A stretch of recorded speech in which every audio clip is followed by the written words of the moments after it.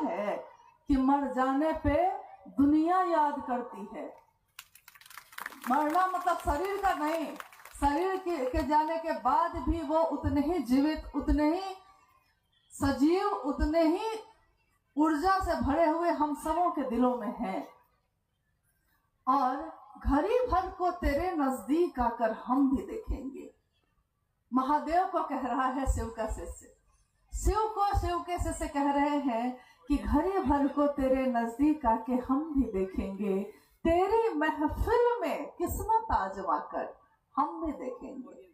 हम देखते हैं कि आखिर महादेव से मिलता क्या है, आखिर ये महादेव कैसा है जो दिखता कहीं भी नहीं है, जिसका साकार कोई रूप नहीं है, लेकिन वो कण कण में समाया है, जो कहीं दिखाई नहीं देता, जिसका आवेश हम छू नहीं पाते, लेकिन वो महादेव में इतना आवेश है, इतना आवेश है कि जिसके लिए हमारे शास्त्र कहते हैं कि करोड़ों बिजलियां जिसका आहार है, वो महादेव जो करोड़ों बिजलियों का आहार करता है, वो महादेव जिसकी इच्छा में इतना बल है, इतना बल है कि वो सोचता है, इच्छा करता है, और कितनी सृष्टि बनती है, रहती है, टूटती है, टूटने का, बनने का ये सिलसिला चलता ही चला जाता है।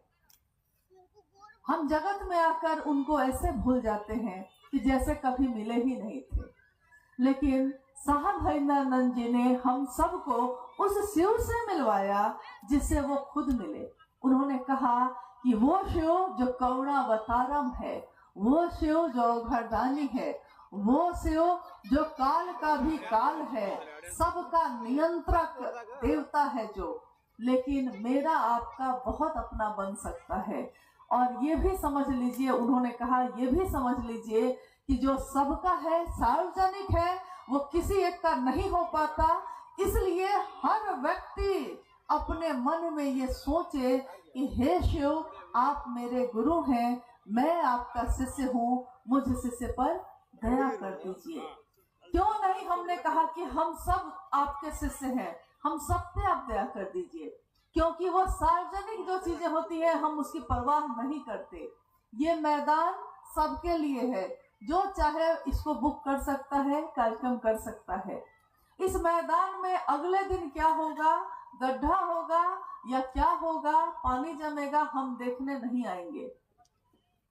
लेकिन अगर मेरे घर के आंगन में ऐसा होगा तो हम रात में ही मिट्टी भर के उसको ठीक करेंगे, क्योंकि वो मेरा आंगन है।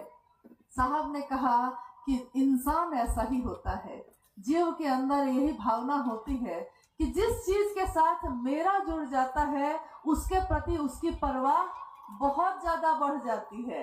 मेरे पॉकेट में जो पैसे हैं वो पैसा नहीं बोलता कि हम इतने हैं आपके पॉकेट में, लेकिन हमको एक एक सिक्के का पता होता है, कितने सिक्के, कितने नोट है मेरे पॉकेट में।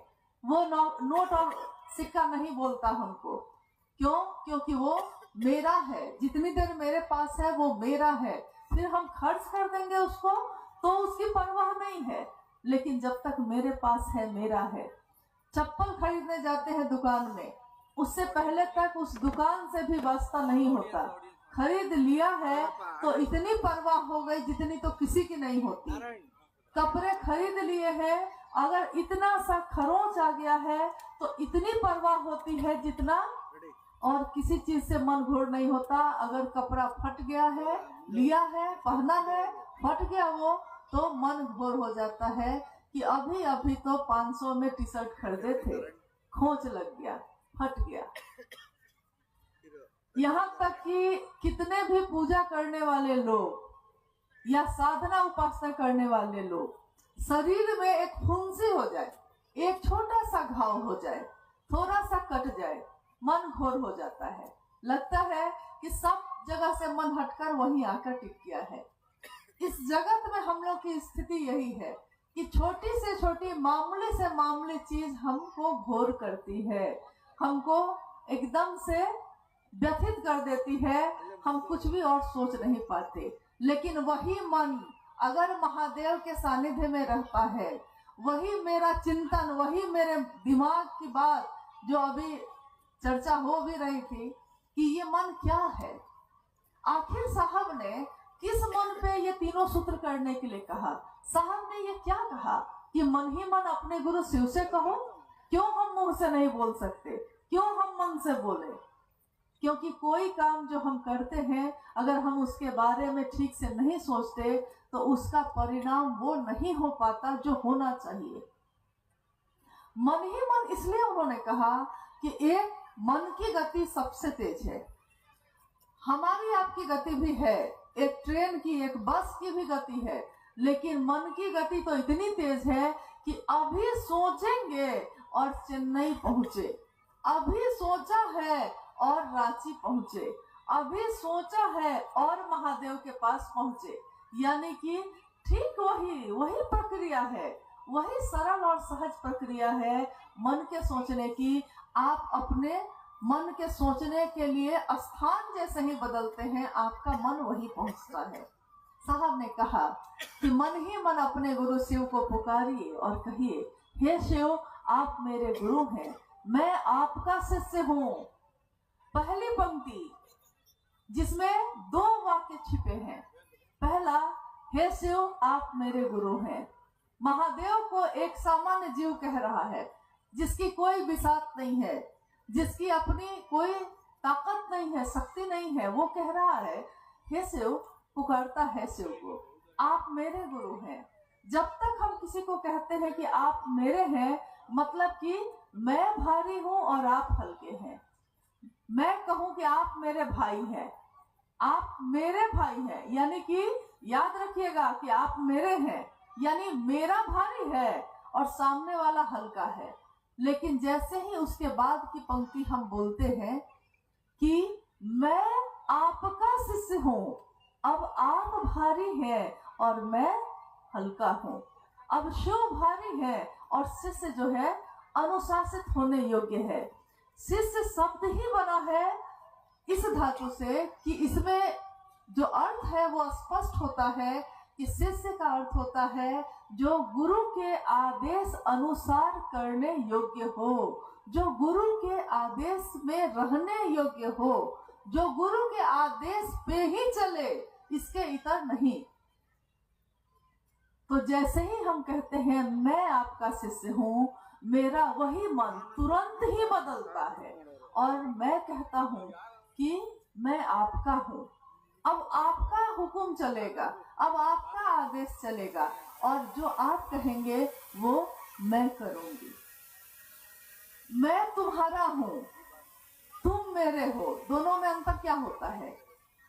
हम कहते हैं कि तुम मेरी हो तो सामने वाले को लगता है कि अधिकार जमा रहा है, मतलब कि मैं मालिक हूं, तुम नौकर हो, मेरा आदेश होगा, तुमको मानना होगा। लेकिन जैसे ही हम कहते हैं कि मैं तुम्हारा हूं, मैं कौन हूं? तो अवतांगी दास हूं, मतलब हे पार्वती, शिव कहते हैं हे पार्वती, मैं तुमको इतना प्रेम करता हूं, इतना प्रेम करता हूं कि मैं तुम्हारे दास का भी दास हूं।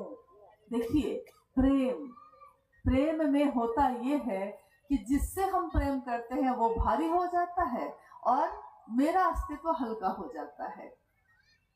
अभी साहब कह रहे थे, अपनी चर्चा में साहब कह रहे थे कि जिसकी बात आप सबसे ज्यादा करते हैं, देखिए एक दिन उससे प्यार हो जाता है। ऐसे प्यार नहीं हो रहा है, लेकिन बार बार आपका नाम लिया है, बार बार आपके बारे में सोचा है, और नाम लिया है तो सोचा भी है, और बार बार सोचा है, यानी एक आवृत्ति हुई है मेरे मन में आपका नाम घूमता ही रहता है। तो होता यह है कि जो विचार, जो बात दिमाग में पैदा हुई थी वो अब दिल में प्रवेश करती है, और जब दिल में प्रवेश करती है तो हम कहते हैं भाव है। भाई का भाव, बहन का भाव, दोस्त का भाव, शिष्य का भाव है।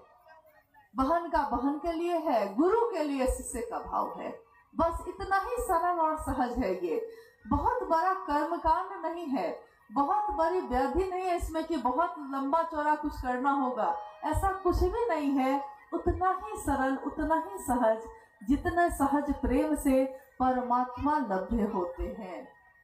ये साहब की वाणी है जो उन्होंने शिष्यानुभूति में लिखी है कि मनुष्य के सहज प्रेम से परमात्मा लभ्य होते हैं।